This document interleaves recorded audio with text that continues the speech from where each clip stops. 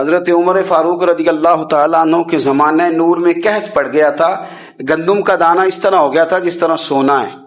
سیدنا عثمان غنی رضی اللہ تعالیٰ عنہ کے نا بہت سارے اونٹ غلے کے بھرے ہوئے مصر سے آئے، اور لگتا یوں ہے کہ وہ شخص آپ ہی کو غلہ دیتا تھا، کسی اور کو دیتا بھی نہیں تھا، جو اونٹ بھر کے اس نے لیے۔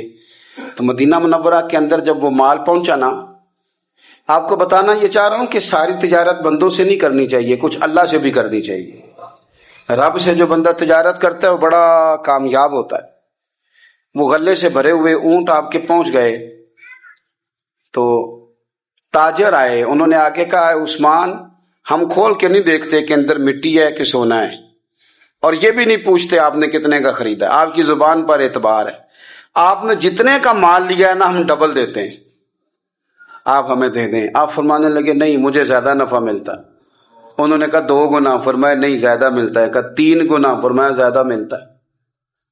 وہ کہنے لگے اس سے زیادہ تو کوئی تاجر ہے ہی نہیں جو زیادہ دے۔ فرمایا بس مجھے ملتا ہے نا۔ کہا کتنا ملتا ہے؟ فرمانے لگے لگتا ہے کہ اگر وہ تاجر زیادہ کرم نوازی کرے تو 700 گنا تو دے گا ہی، اور باقی کریم ہے۔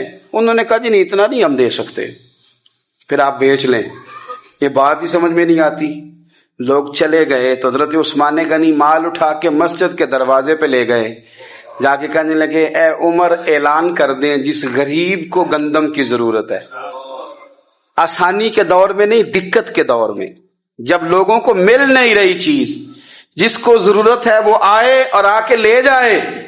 جب جناب عثمان غنی کے اس غلے کا اعلان ہوا تو تاجروں کو اب مسئلہ سمجھ میں آیا کہ یہ 700 گنا کو بندہ نہیں دے رہا، یہ رب کریم عطا فرما رہا ہے۔ میرے عزیز کچھ سودے رب کے ساتھ بھی کریں۔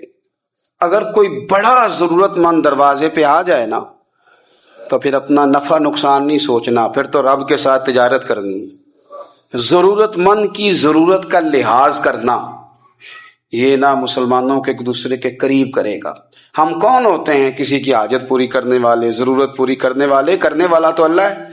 تو اگر رب ہمیں کبھی وسیلہ بنائے، ذریعہ بنائے، تو پھر ہمیں ذرا نا خوش دلی سے بننا چاہیے، ذوق اور شوق سے بڑھنا چاہیے، پھر ہمیں کمزور نہیں پڑنا چاہیے۔